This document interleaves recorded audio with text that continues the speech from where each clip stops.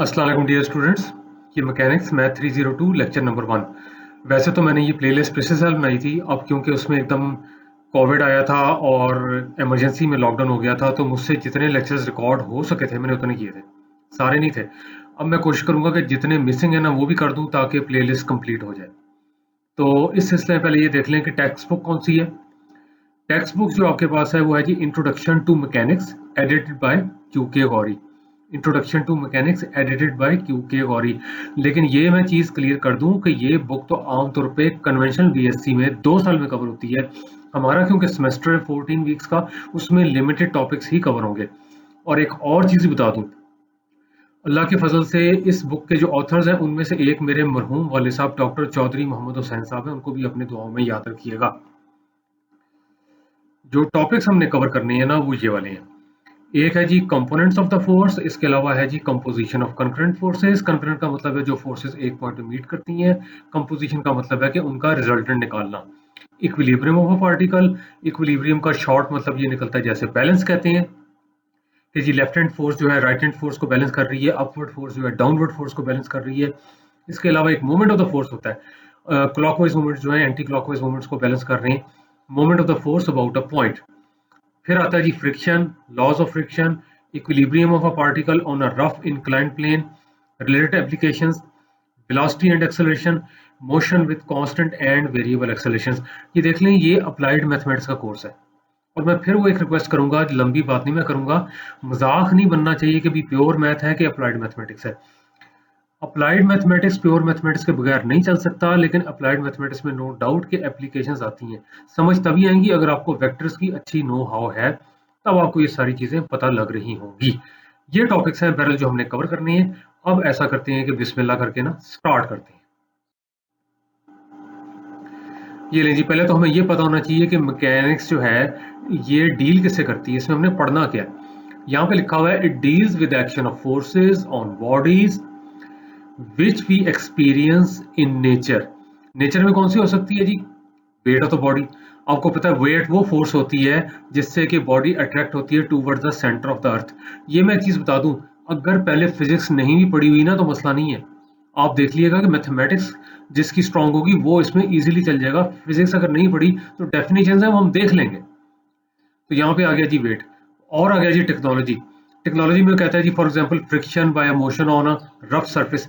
जब दो बॉडीज आप उसमें रगड़ खाती हैं तो उस वक्त जो फोर्स महसूस करती है ना एक दूसरे से रगड़ खाने से, वो होती है जी फ्रिक्शन। हमने तो डिटेल में पढ़ना है, ये तो वैसे एग्जाम्पल दी हुई है। अब मैकेनिक्स में इसका मतलब है कि हम पढ़ेंगे action of forces on bodies. Action of forces on bodies. Further mechanics दो ब्रांचेस में डिवाइड हुई है, एक स्टैटिक्स है एक डायनेमिक्स है। स्टैटिक्स देखते हैं पहले कौन सी है। स्टैटिक्स में कहता है कि it deals with bodies at rest. लो जी, जैसे हम कहते हैं अच्छा जी रेस्ट कर लो, मूव ना करना, थोड़ा आराम कर लो, तो ये बॉडीज एट रेस्ट पे जो होता है सिलसिला वो होता है जी स्टैटिक्स में। आगे जी डायनेमिक्स। इसमें है जी it deals with bodies in motion, जिसमें बॉडी बकायदा मूव कर रही होती है। फॉर एग्जाम्पल उसने कह दिया जी बाउंसिंग बॉल। अब जिन लोगों ने बास्केटबॉल खेली उनको तो पता होगा, या जिन्होंने देखी है सब नहीं होगी कि बॉल कैसे बाउंस करता है। ये लें जी ऐसे ही करता है। यहाँ पे अगर बॉल पड़ा हो तो यूं शू शू शू ऐसे। तो यहाँ पे आप देख लें, अगर ये बॉल है, बाउंस करवा दें, लो जी हो गया बाउंस। ये है जी बाउंसिंग बॉल। तो अब ये चीजें, अच्छा अब ये जब सबसे पहले हमने पढ़ा था बड़ी हैरानी थी, ओ ये मैथ्स है, ओ ये मैथ्स है, वो ये अप्लाइड मैथमेटिक्स है। ये अप्लाइड मैथमेटिक्स है, और अप्लाइड मैथमेटिक्स में जो चीजें होती हैं उनका direct link real life example से होता है। मैं सिंपल ये बता रहा हूँ, रियल लाइफ सिचुएशन से होता है, रियल लाइफ एग्जांपल से होता है। और जाहिर बात है कि मैं वही कह रहा हूँ कि प्योर मैथमेटिक्स को अंडरस्टैंड करते हैं तभी अप्लाइड मैथमेटिक्स अंडरस्टैंड आप कर सकते हैं। विदाउट लॉजिक विदाउट प्रूफ दोनों का नहीं फायदा, ना प्योर का ना अप्लाइड का। ले जी, अब डायनेमिक्स में कहता है जी कि फर्दर दो ब्रांचेस हैं डायनेमिक्स के, जो हमने कहा था ना बॉडीज इन मोशन, उनकी फर्दर आगे दो ब्रांचेस हो जाती हैं उस ब्रांच की। कौन सी? Kinematics, kinetics. ले जी, काइनेमेटिक्स क्या कहता है? कहता है deals with the geometry of motion. देखें ये मैथमेटिकल वर्ड आया कि नहीं आया, ज्योमेट्री ऑफ मोशन। इसका क्या मतलब है? Of bodies. पोजीशन कह रहा है कि बॉडी कहाँ मौजूद है, वेलोसिटी है। चले वेलोसिटी आपको पता है कि ये तो वेक्टर क्वांटिटी है, लेकिन वैसे चले हम कहते हैं जी स्पीड, डिस्टेंस ओवर टाइम, ठीक है जी। Acceleration, rate of change of velocity, ये सारी चीजें आगे आएंगी। लेकिन इंपॉर्टेंट क्या है, विदाउट कंसिडरिंग देयर मैसेज और फोर्सेज एक्टिंग ऑन देम। जब तक एक बॉडी में फोर्स नहीं लगती उसमें मोशन कब होती है? कभी फोर्स लगती है, मोशन तब भी नहीं होती। लेकिन वो कहता है मैसेज को, फोर्सेस को हमने डील नहीं करना, हमने ज्योमेट्री देखनी है मोशन की, पोजीशन क्या है उसकी, वेलोसिटी क्या है, एक्सेलरेशन। ये बनता है आपके पास काइनेमेटिक्स। हाँ, जिन लोगों ने चले फिजिक्स पढ़ी है उनको मैं ये जरूर कहूंगा कि आपने इस तरह के फॉर्मूले पढ़े हुए हैं, distance is equal to velocity into time. ये काइनेमेटिक्स का फॉर्मूला है। इसमें ना आपके सामने कोई मैस आ रहा है, ना आपके पास कोई फोर्स आ रही है। Distance is equal to velocity into time. Kinetics क्या है जी? काइनेटिक्स में कहता है deals with the relationship between the forces acting on bodies and the resulting motion. इसमें फोर्सेस इन्वॉल्व हो जाएंगी, मोशन के साथ उनका लिंक करेंगे। For example F is equal to M है, force equal to mass into acceleration. इसमें mass भी आ गई, फोर्स भी आ गई, एक्सेलरेशन भी आ गई। तो अब आपको पता लग गया कि जी आपने मैकेनिक्स में क्या करना है, स्टैटिक्स में क्या करना है। डायनामिक्स की दो ब्रांचेस है, काइनेमेटिक्स, काइनेटिक्स, उनमें हमने क्या करना है। अब आगे चलते हैं। हाँ जी, ये आ गया जी representation of forces by vectors. अब देख लीजिए वेक्टर्स अगर आते हैं तो आप सुकून से ये सारा टॉपिक कर लेंगे। अभी देख लीजिएगा वेक्टर क्या होता है जी। हालांकि ये इसका जो प्री रिक्विजिट है वेक्टर ही है इस कोर्स का, लेकिन मेरी एक आदत है कि जो चीजें यूज होती हैं मैं दोबारा से रिवाइज करवाता हूँ। मैं रिवाइज कर रहा हूँ, ये नहीं मैं पढ़ा रहा हूँ। वेक्टर का तो फुल फ्लेज पूरा कोर्स है। वेक्टर कहता है कि ऐसी क्वांटिटी है which is determined by the magnitude, यानी कि length and direction. Example force की है, फोर्स हमने यूज भी करनी है यहाँ पे, यानी कि ऐसी चीज जिसका मैग्नीट्यूड भी हो और डायरेक्शन भी हो। फोर्स की बात कर रहा है। और उसको कैसे रिप्रेजेंट करते हैं? Directed line segment. Line segment होती है ना, यहाँ से लेके यहाँ तक। डायरेक्टेड का मतलब कहीं एरो होगा, या इस तरफ होगा या दूसरी तरफ होगा, यानी कि राइट पे या लेफ्ट पे। आगे लिखा भी हुआ है, चलिए देख ही लेते हैं। ये है जी, ये है जी, ये देख लें आप। फिर पढ़ते हैं। वेक्टर कहता है ऐसी क्वांटिटी है जिसके के मैग्नीट्यूड ऑफ द लेंथ, यानी कि यहाँ से लेके यहाँ तक, यहाँ से स्टार्टिंग पॉइंट से लेके यहाँ के एरो के एंड तक कोई लेंथ तो होगी ना। एंड डायरेक्शन, ये एरो ही डायरेक्शन बता रहा होता है। फोर्स की बात कर रहा है, कहता है represented by R directed line. Directed line ऐसी लाइन जिसकी डायरेक्शन हो लेकिन एरो कहना आसान है। ज्योमेट्रिकली ये चीज आ गई। ठीक है जी, अब आगे चलते हैं।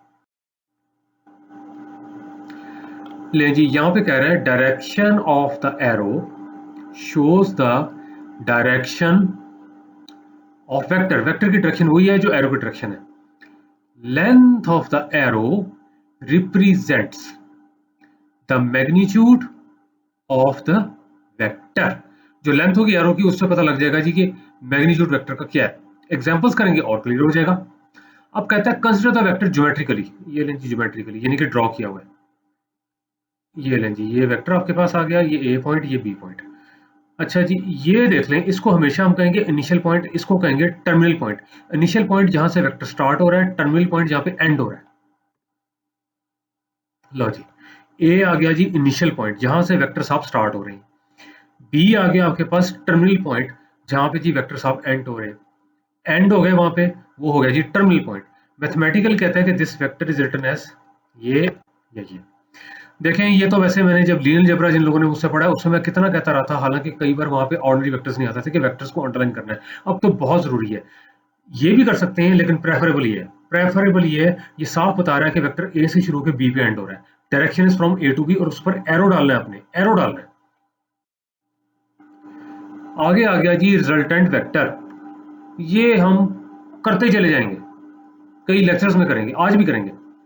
वो कहता है जी कंसिडर करें diagram in which the terminal point, ऐसा पॉइंट जहां पे वेक्टर एंड हो रहा है, of the vector A B, ये जी टर्मिनल पॉइंट ये वाला B, meets with the initial point of the vector B C. ये नहीं जी, ये ए बी का जो टर्मिनल पॉइंट है जुड़ा होगा initial point of vector B C, क्योंकि दोनों सेम है। देख लें, जो आपके पास पहले वेक्टर का टर्मिनल पॉइंट है वही इस वेक्टर का इनिशियल पॉइंट है। चलें, ये तो बातों में कर रहे हैं आप। ये लें डायग्राम ए बी, ये लें जी। अब फिर पढ़े, वो कहता है consider the diagram in which the terminal point of the vector A B, यानी कि this one, meets with the initial point of the vector B C, यानी कि अगेन दिस वन। ये जो पॉइंट है ये ए बी का terminal point भी है, ये पॉइंट जो है बी सी का इनिशियल पॉइंट भी है। अब ये वाला कौन सा वेक्टर आया है? A to C direct. ये जो वेक्टर आपके पास आ रहा है A C, starting from A ending at C, which is starting from the initial point A जो कि ये वाला है ऑफ द फर्स्ट वेक्टर, ये आपके पास है, जो फर्स्ट वेक्टर कह रहा है ना वो ये है, ए बी की बात कर रहा है, of the first vector A B and ending, ये जी एंडिंग हो गया, at the terminal point C, इसकी बात कर रहा है, of the second vector B C. फिर पढ़ते हैं, वो कहता है वेक्टर ए सी, इसकी बात कर रहा है, which is starting from the initial point A of the first vector A B, ये जी फर्स्ट वेक्टर ए बी, इसका इनिशियल पॉइंट यहाँ से स्टार्ट कर रहा है, ending at the terminal point C of the second vector B C, second vector B C है उसके टर्मिनल पॉइंट पे एंड कर रहा है। ठीक हो गया जी। ये जो ए सी साहब है ना, असिस्टेंट कमिश्नर साहब, ये जो हैं रिजल्टेंट वेक्टर हैं ए बी के और बी सी के। ठीक है जी, ये आपके पास है, ये जो आपके पास ए सी वेक्टर आया है ये ए बी का और बी सी का रिजल्टेंट वेक्टर है। देखिए अगर लेमैन को समझाना है ना, आम आदमी को जिसको मैथमेटिक्स नहीं आता रिजल्टेंट वेक्टर क्या है, तो ये तरीका है। आपने सपोज करें ये 3 सिटीज हैं, ए सिटी, बी सिटी, सी सिटी, आपने ए सिटी से बी सिटी पे ट्रेवल करना है, फिर बी से सी पे ट्रेवल करना है, असल में आपने सी पे जाना है। तो दो तरीके हैं, ए से बी पे चले जाएं, फिर बी से सी पे चले जाएं, या डायरेक्ट ए से सी पे जाएं। जो रूट आपका डायरेक्ट है ना from A to C, that is the resultant vector. और ये जो है दो routes A to B then B to C, ये हैं जी कंपोनेंट्स ऑफ द वेक्टर, किसके, बड़े वाले के। अब यहां पढ़ लेते हैं, ये ले जी, यहां पे उसने कह दिया is called the resultant vector of A B and B C. किसको कहा उसने, उसने कहा वेक्टर ए सी, ये वाला, starting from the initial point A, this one, of the first vector A B, यानी कि this one, and ending at the terminal point C of the second vector B C. ए है जी second vector B C और ये इसका terminal point है, is called the resultant vector of A B and B C. A B और B C का resultant vector बनता है ए सी। ठीक हो गया जी। अब ये जो वेक्टर्स ए बी और बी सी हैं, ये वाले, ये वाला ए बी और ये वाला B C, are called the components of A C. Vector components of A C भी कह सकते हैं, ध्यान से सुने, vector components of A C भी कह सकते हैं, कंपोनेंट्स भी कह सकते हैं। मैथमेटिकली ये बनता है, ये जो आपके पास रिजल्टेंट वेक्टर होता है ये सम होता है सम ऑफ द कंपोनेंट्स। ये देखें, ये आपके पास रिजल्टेंट वेक्टर है and this is equal to sum of the components. अब देख लें, ये सारी वेक्टर की चीजें अभी तक नोट करें, मैंने बुक का एक पेज भी इंडिकेट नहीं किया, मैं आपकी अभी बैकग्राउंड बना रहा हूँ। बैकग्राउंड बनेगी तभी टॉपिक पता लगेगा, वरना अगर मैं टॉपिक स्टार्ट करा दूं डायरेक्ट पता नहीं चलना क्या हो रहा है। तो अभी आप देख लें, रिजल्टेंट वेक्टर जो होता है वो कंपोनेंट्स के सम के बराबर होता है। रिजल्टेंट वेक्टर जो होता है कंपोनेंट्स के सम के बराबर होता है। कंपोनेंट्स आपको जहां पे लेके जा रहे होते हैं, कंपोनेंट्स भी ए से सी पे लेके जा रहे हैं, लेकिन वो कहते हैं जी पहले बी पे पहुंचो फिर बी से सी, लेकिन रिजल्टेंट डायरेक्ट ए से सी पे ले जाता है, डायरेक्ट ए से सी पे आपको ले जाता है। आगे चलते हैं। अब टॉपिक शुरू हो रहा है क्या, कंपोजिशन ऑफ फोर्सेस। अब आया जी पेज पहला 13 बुक का, चैप्टर नंबर 2 है उसका। अब डेफिनेशन देखते हैं जी कंपोजिशन ऑफ फोर्सेस क्या होती है। अब वो कहता है the process of finding a force, यानी कि resultant, whose effect will equal that of two or more given forces, यानी कि कंपोनेंट्स। ये देखा ना, सारा आपने पीछे पढ़ लिया, अगर वो ना पढ़ा तो फिर इसका पता नहीं चलना था कंपोनेंट्स क्या रिजल्टेंट क्या है। Is called composition of forces. वो कहता है process of finding the resultant, simple तो मतलब यही है, process of finding a resultant force, उसको कहते हैं जी कंपोजिशन ऑफ फोर्सेस। बाकी उसने कहा whose effect will equal to that of two और मोर, वही है ना जो मैं कह रहा था जी, दो फोर्सेस कहाँ लेके जा रही हैं, तीन फोर्सेस कहाँ लेके जा रही हैं, चार फोर्सेस कहाँ लेके जा रही हैं, रिजल्टेंट डायरेक्ट वहां से वहां ले जाता है। तो ये हो गया टू और मोर गिवन फोर्सेस, यानी कि कंपोनेंट्स, उसको कहते हैं जी कंपोजिशन ऑफ फोर्सेस। ऐसी फोर्स निकालना जिसका इफेक्ट वही होगा जो कंपोनेंट फोर्सेस का होगा, चलो मैंने यूं कह दिया, उसको कहते हैं जी कंपोजिशन ऑफ फोर्सेस। ये ले जी प्रॉब्लम आ रही है पहली, प्रॉब्लम 1। इन चीजों को ध्यान से देखिएगा, ये फॉर्मूले जो आ रहे हैं ये डायरेक्ट यूज होंगे, रट्टा नहीं लगाना, प्रूफ आना चाहिए। ये देख लें, वो कहता है two forces P and Q. अब देख लें, इनके ऊपर मैंने एरो डाला क्योंकि वो वेक्टर से हमने इंडिकेट करनी है, एक पी फोर्स है और एक क्यू फोर्स है। वो कहता है एक पॉइंट ओ पे एक्ट करते हैं सच दैट कि इनके दरमियान एंगल जो है ना अल्फा है। एक चीज बता दूं आगे जाने से पहले, इस कोर्स में अगर आपको डायग्राम बनानी आ गई, समझ लें आधा क्वेश्चन हो गया। डायग्राम बनाने के लिए स्केल रखा करें, कोई और चीज ना रखा करें, स्केल रखा करें, छोटा फुट रूलर जो कहते हैं आप, वो रखा करें। तो यहाँ पे लिखा है कि दो फोर्सेस हैं जो कि एक्ट कर रही हैं पॉइंट ओ पे और एंगल उनके दरमियान अल्फा है।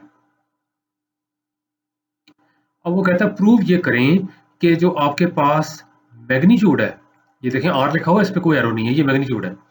जब आपके पास मतलब है कि एरो नहीं होगा तो इसका मतलब है कि वो उसका क्या है, मैग्नीट्यूड है। Magnitude of the resultant is given bye ये है जी मैग्नीट्यूड ऑफ द रिजल्टेंट। ये देख लें, ये आपके पास जो पी फोर्स है उसके मैग्नीट्यूड का स्क्वायर है, ये आपके पास जो क्यू फोर्स है उसके मैग्नीट्यूड का स्क्वायर है, और ये मैग्नीट्यूड ही हैं पी और क्यू फोर्सेस के। ये प्रूव करना है आपने। अब कह रहा है कि दो फोर्सेस हैं, एक पी है एक क्यू है, पॉइंट ओ पे एक्ट कर रही हैं, एंगल उनके दरमियान अल्फा है। कहता है प्रूव करें कि जो मैग्नीट्यूड आपके पास है ना रिजल्टेंट का, इसके बराबर है। Magnitude of resultant is given by this. नीचे हिंट दिया हुआ है। अब ये देख लें, बाजार तो फोर्सेस हैं, ठीक है ना, रिजल्टेंट ही निकालना है आपने दो फोर्सेस का। दो वेक्टर्स का रिजल्टेंट कहते तब भी बात बन जानी थी। अब ये क्योंकि हम अप्लाइड मैथमेटिक्स का कोर्स पढ़ रहे हैं तो इसमें फोर्सेस का नाम लिया, लेकिन ये मतलब नहीं, ये डिफरेंस नहीं है कि हाँ जी फोर्सेस हो गई तो अप्लाइड मैथ्स हो गया। No, it's not like that.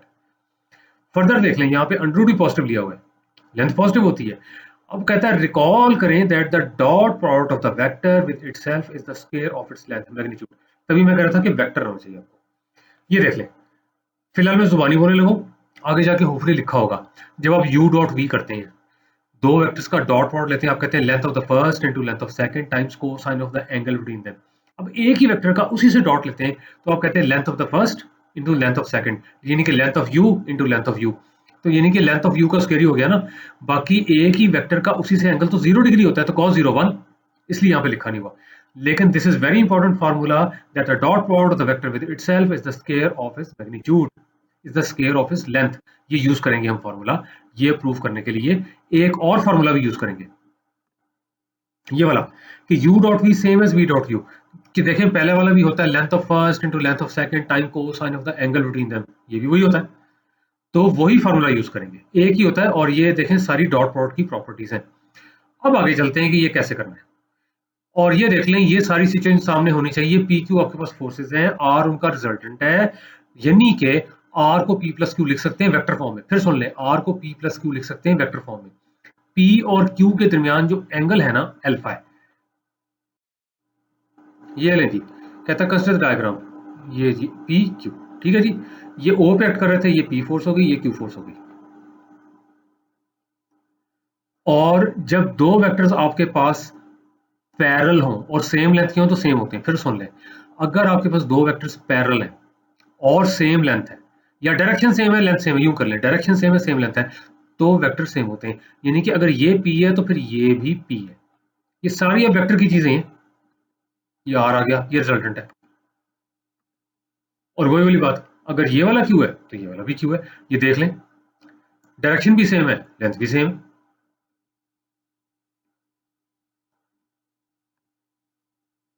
ये है जी अल्फा साहब, ये पी फोर्स थी, ये क्यू फोर्स थी। अल्फा यहाँ पे मैंने शो कर दिया। और यहाँ पे देख लें, ये अब आपके पास क्यू फोर्स है और ये पी फोर्स है। वैसे तो पी यहाँ पे था, इसी के पैरेलल मैंने यहाँ पे ड्रॉ किया है, क्योंकि दोनों का देख लें लेंथ भी सेम है डायरेक्शन भी सेम है।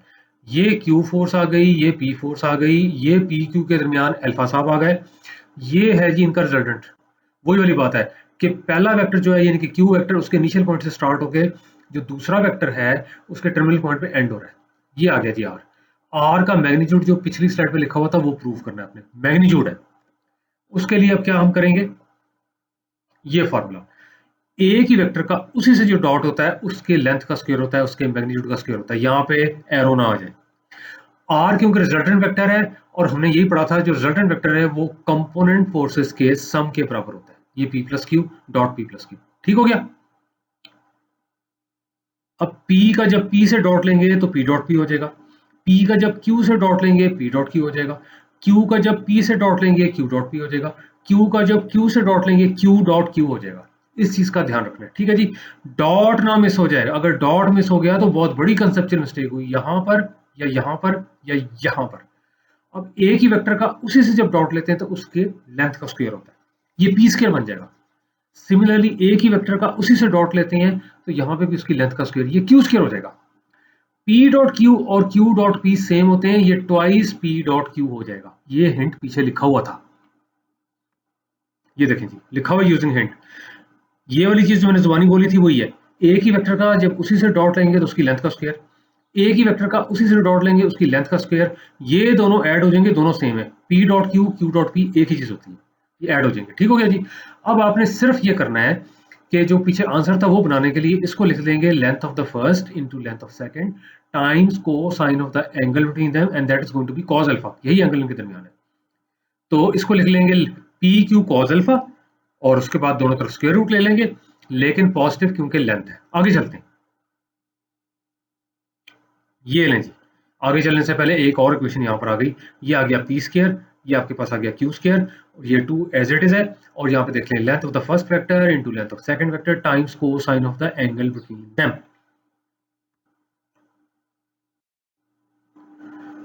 By taking the square root we get लो जी, दिस इज द आंसर। ये हमने यूज करना है डायरेक्ट फार्मूलों में, बल्कि क्वेश्चंस में, एप्लीकेशंस में जो भी आएंगी उनमें हमने डायरेक्ट यूज करना है।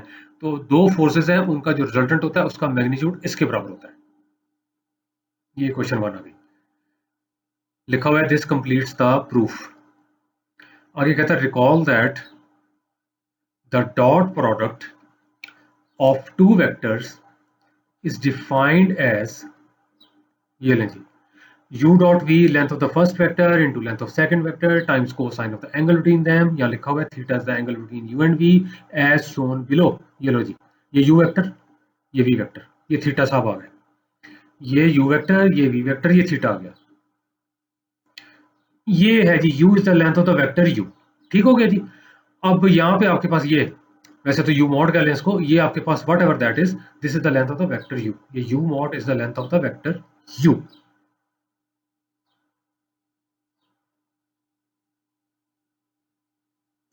अब एक चीज जरा रिकॉल करें, आपने अभी पिछले स्लाइड पे डायग्राम देखी थी, उसमें P और Q के दरमियान एंगल अल्फा था।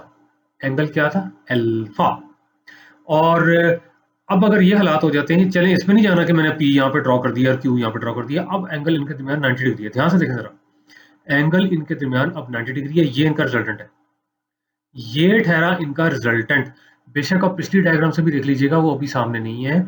अगर आप मतलब है कि इन दोनों के दरमियान एंगल कर दें 90 डिग्री, बल्कि महल है यहाँ पे शायद क्यू था, थोड़ा रिकॉल करें, यहाँ पे क्यू था, पी कुछ यूं जा रहा था, ऐसे कुछ जा रहा था पी, और ये वाली चीज थी, ये पी था और यहाँ पे आपके पास ये क्यू था, ऐसे क्यू था और ये पी था।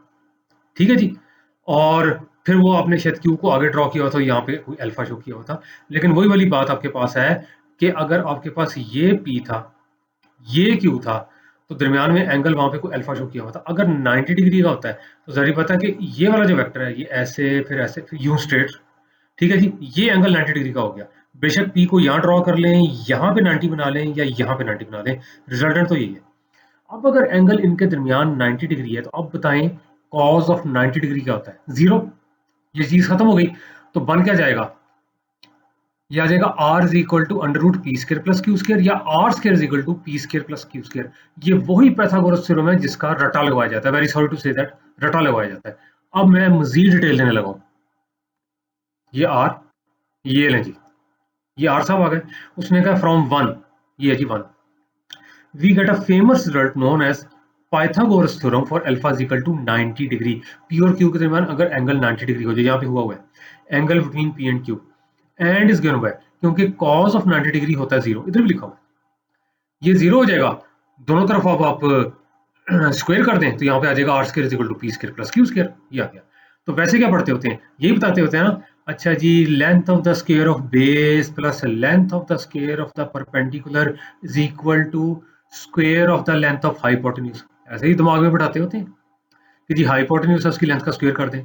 अच्छा जी, और किसके बराबर होता है? वो होता है जी sum of the squares of the lengths of base and perpendicular, वो ये लिखा हुआ है। ये लें प्रूव हो गया, और मुबारक हो, अगर पहले रटा लगाया हुआ था, रटा आपका खत्म हो गया, आपने पाइथागोरस थ्योरम का प्रूव कर लिया।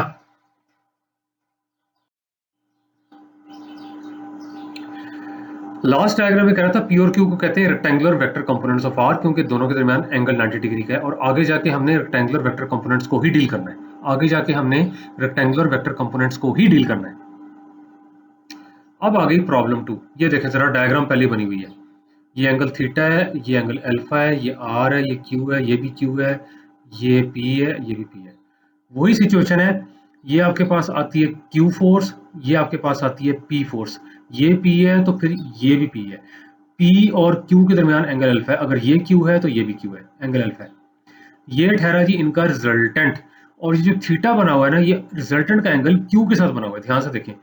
ये रिजल्टेंट का एंगल Q के साथ बना हुआ है थीटा। ये ओरिजिन आ गया जहां पे मीट कर रहे हैं। अब वो कहता है prove that the angle theta between the resultant R and the force Q is given by tangent theta is this one. फिर से देख लें, प्रूव ये करना है कि जो आपके पास एंगल थीटा ये वाला है बिटवीन द रिजल्टेंट R, जो ये बनता है, विद द फोर्स Q जो ये बनती है, is given by tangent of theta is equal to this. अभी देख लें, अभी तो मैं कोर्स आपको स्टार्ट करवा रहा हूँ ना, तो डिटेल सारी दी जाएगी। आगे जाके मैं चाहता हूँ कि आपको ये जुबानी नजर आ जाए, जुबानी नजर आ जाए। सबको पता है tan थीटा क्या होता है, मैट्रिक से पढ़ते जा रहे हैं। परपेंडिकुलर ओवर क्या, आगे क्या कहते हैं, बेस। अब आप कहेंगे यहाँ परपेंडिकुलर नजर नहीं आ रहा, ड्रॉ करना पड़ेगा। यहाँ पर परपेंडिकुलर हम ड्रॉ करेंगे, और बेस क्या होगा, ये सारा ऑरिजिन से लेके यहाँ तक जितना भी है, उससे ये निकल आएगा। हाँ, पी देखें फिर शो किया हुआ है कि जो आपके पास पी फोर्स है ना, उसकी लेंथ है, उसका मैग्नीट्यूड है। इस चीज का ध्यान रखना है, गलती से भी यहाँ पर एरो नहीं लगाना है इसके ऊपर, ये सारे मैग्नीट्यूड्स हैं। आइए अब अगले स्लाइड पे चलते हैं और इसको ना प्रूव करते हैं। ये सोल्यूशन आ रहा है, ये लें जी, ये अल्फा एंगल, ये थीटा एंगल, ये आर, ये पी, ये भी पी, ये क्यू, ये क्यू। ठीक हो गया जी। ये आपके पास रिजल्टेंट फोर्स, ये आपके पास कंपोनेंट क्यू, ये कंपोनेंट पी, ये पी, ये भी पी, ये क्यू, ये भी क्यू। एंगल आ गया जी दरमियान में अल्फा। आर का एंगल जो क्यू से वो थीटा। ये लें जी, ठीक हो गया जी। ये परपेंडिकुलर ड्रॉ किया है, क्योंकि आपने tan थीटा निकालना था। tan थीटा निकालना है तो आपके सामने कोई राइट एंगल ट्रायंगल तो हो ना, इसलिए यहाँ पे अब आपने परपेंडिकुलर ड्रॉ किया है। तो tan थीटा निकालने की कोशिश करते हैं। यहाँ पे परपेंडिकुलर ड्रॉ कर लिया हमने। ये लें, मैंने इसको भी ग्रीन कर दिया और इसको भी ग्रीन कर दिया है। ये देख लें, ये आपके पास एक तरह से है। और यहाँ पे देख लें, यहाँ से लेके यहाँ तक भी मैंने एरो ड्रॉ किया हुआ है, यहाँ भी एरो ड्रॉ किया हुआ है। तो अब ये जो आपके पास है ओ आ गया, ये ए आ गया, और ये वाला पॉइंट आपके पास बी, और ये ले लें जी सी। ये पॉइंट ए है, ये बी है, और ये सी है। अब यहां से देखें, ये है जी इसका proof. Right angle triangle OBC, पहले देखें ओबीसी, हाँ जी, ये राइट एंगल ट्राइंगल 90 डिग्री का है। tan थीटा निकालना है, परपेंडिकुलर ओवर बेस। परपेंडिकुलर बनता है जी बीसी, ये है। बेस बनता है आपके पास ओबी, ये। ठीक है जी, प्रूव ये करना था, ये पीछे आंसर दिया हुआ था। अब यहाँ पे देख लें, अब यहाँ पे देख लें, दो चीजें सम हो रही हैं, तो ये OB भी मुझे नजर आ रहा है। ये है जी OA प्लस AB, इसको लिख लें OA प्लस AB, ऊपर BC साहब है। अब मैं वही कह रहा हूँ कि अभी तो कोर्स का स्टार्ट है, आगे जाकर आपको ये चीजें जुबानी नजर आ जानी चाहिए। ये देखें, अब ये BC क्या है, ये आपके पास P फोर्स है। ठीक है जी, ये अब देख लें, ये ध्यान से देखें, मैंने इसलिए भी यहाँ पे एरो ड्रॉ किया था कि ये देख लें, ये आपको नजर आ जाए और ये नजर आ जाए। अगर P को रिजल्टेंट बना जाए तो ये दो इसके कंपोनेंट हैं, एक AB और एक BC। ये अगर आपके पास जो है P फोर्स है, और जारी बात है AC की लेंथ P है, तो जो सामने वाला होता है इसको आप कहते हैं, BC को कहते हैं क्या, P साइन अल्फा। तो BC रिप्लेस हो जाएगा P साइन अल्फा से। AB क्या होता है, P कॉस अल्फा, ये रिप्लेस हो जाएगा। लेकिन मैं तो इस तरह नहीं पढ़ाता जिस तरह मैं पढ़ा रहा हूँ, मैं तो बताता होता हूँ ये कैसे आया। ये देखें, राइट एंगल ट्राइंगल ABC जो आपके पास है, ये देख लें ABC, we have cos alpha is this. Cos alpha क्या होता है, कॉस अल्फा आपके पास होता है base over hypotenuse. Base AB बनता है, वो ये वाला बनता है, यानी कि वेक्टर AB की लेंथ, यहाँ पे वेक्टर का निशान ना है, और डिवाइडेड बाय हाइपोटेन्यूज, जो आपके पास P वेक्टर है उसकी लेंथ। तो AB क्या आया, P को इधर मल्टीप्लाई करें तो AB आ जाएगा P कॉस अल्फा, AB आ जाएगा P कॉस अल्फा। उसके बाद देखें साइन अल्फा किसके बराबर है, साइन अल्फा आपके पास आता है perpendicular over hypotenuse. Perpendicular over hypotenuse यानी कि BC ओवर P। हाइपोटेन्यूज की लेंथ असल में यहाँ पे वेक्टर ना आ जाए, BC आ जाएगा P साइन अल्फा, BC आ जाएगा P साइन अल्फा, ये BC साहब है, यहाँ पे आ जाएगा P साइन अल्फा। इस तरह से रिप्लेस हुआ है, और यही प्रूफ करना था। और यहाँ पे देख लें, O से लेके A तक क्या है, Q वेक्टर है, तो O is just the length of the vector Q। O is just the length of the vector Q, और यहाँ पे Q से रिप्लेस किया हुआ है, ये लिखा भी हुआ है। फर्दर नोटिस दैट OA आपके पास आ गया length of the vector Q। अब इसमें कोई कंफ्यूज नहीं होना कि जी कभी तो ये वाला ट्राइंगल ले लेते हैं, कभी ये वाला ट्राइंगल ले लेते हैं। आपने तो असल में tan थीटा निकालना था, जो कि इसके बराबर उसने बाउंड किया हुआ है कि इसी के बराबर प्रूव करना है। ठीक है, अब इसमें P इन्वॉल्व हो रहा है, जब P इन्वॉल्व हो रहा है तो जाहिर बात है फिर ये वाला ट्राइंगल लेना पड़ेगा। आगे ना लॉजिक, ये वाला ट्रायंगल लेना पड़ेगा या ये वाला राइट एंगल ट्रायंगल लेना पड़ेगा। ये पी तो सामने वाला आपके पास P sine alpha which is this one. ये पी तो ये वाला जो बेस आपके पास है इसकी length P cos of alpha इसके बराबर आ गया। इस तरह से पी इन्वॉल्व हो रहा है। और यहाँ पे देख लें, यहाँ पे तो ओ बी टोटल था, यहाँ पे ब्रेक हो रहा है, तो ओ से लेके ए तक, तो ए से लेके बी तक ये आपके पास है। ओ से लेके ए तक क्यू है, ए से लेके बी तक आपके पास जो है वो पी कॉस ऑफ अल्फा है, जो सारा यहाँ पे बता दिया गया डिटेल। तो ये फार्मूला भी डायरेक्ट यूज होना है, इसका रट्टा नहीं लगाना, आपको बस इसका प्रूफ होना चाहिए। इस लेक्चर में नहीं, होपफुली अगले लेक्चर में हम इसको डायरेक्ट यूज कर रहे होंगे। उम्मीद है समझ आ गया होगा। ना पता लगे दोबारा सुन लीजिएगा, फिर भी ना पता लगे आई एम अवेलेबल। अब आगे चलते हैं। ये डेफिनेशंस आ गई, ले जी क्या ये डेफिनेशन,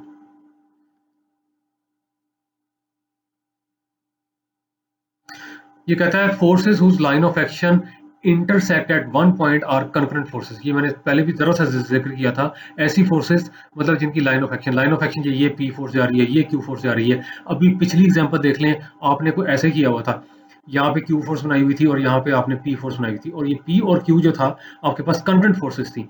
फिर कहता है such forces always have a resultant passing through the point of concurrence. ये देख लें, अब मैं वैसे बताने लगा हूं, इधर क्यू बनाई थी, इधर पी बनाई थी, आर भी उसी में से जा रहा था, यानी कि पॉइंट ओ में से जहां वो मीट कर रहे थे। अब इस तरह तो इतना पता नहीं लग रहा होगा, आप पिछली स्लाइडें देख लीजिएगा, रेफरेंस यहाँ पे भी दिया हुआ है। यहाँ पे वो कह रहा है the forces P and Q in problem number 1 slides 6 to 7 या 6 और 7 पे जो है, and problem number 2 slides 9 and 10 are concurrent forces.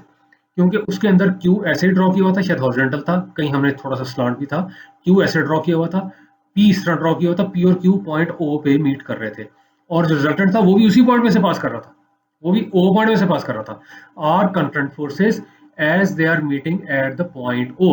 In addition, their resultant R is also passing through the point O. ये मैंने पहले बता दिया आपको, यानी O पॉइंट में से P पास कर रहा है, O पॉइंट में से Q पास कर रहा है, रिजल्टेंट भी उनका O पॉइंट में से पास कर रहा था। फिगर आप फिर देख लीजिएगा, जो आपने प्रॉब्लम भी सॉल्व कर ली वो कंकरेंट फोर्सेस की एग्जांपल थी, क्योंकि वो एक पॉइंट पे line of action of forces meet कर रही थी, कंपोनेंट्स की भी, रिजल्टेंट की भी।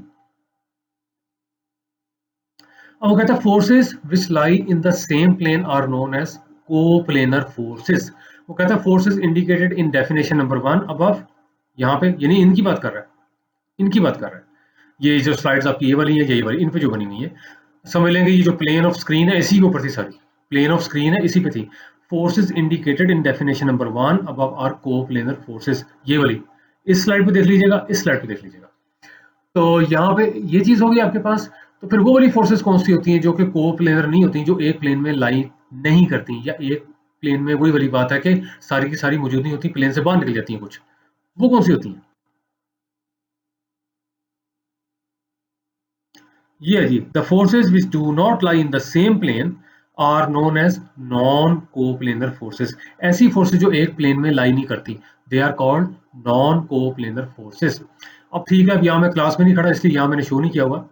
समझ लें, एक फोर्स ये है, एक फोर्स ये है, एक force out of the plane of the screen है, स्क्रीन से बाहर आ रही है। तो अब ये जो तीनों होंगी ये नॉन कोप्लेनर फोर्सेस होंगी। ये तो आप राइट हैंड साइड से भी कर सकते हैं। राइट हैंड साइड की नीचे की 2 उंगलीज को आप फोल्ड कर लें, ऊपर की जो 3 है, थंब और 2 और, इन तीनों को ले जाएं आपस में 90 डिग्री एंगल पे। अब देख लें, तीनों की तीनों एक प्लेन में लाई कर नहीं सकती। मैंने बड़ा सिंपल आपको बताया, बहुत सिंपल है, राइट हैंड से कर लीजिएगा, जो राइट हैंड रूल हम शो कर रहे होते हैं उससे करके देख लीजिएगा।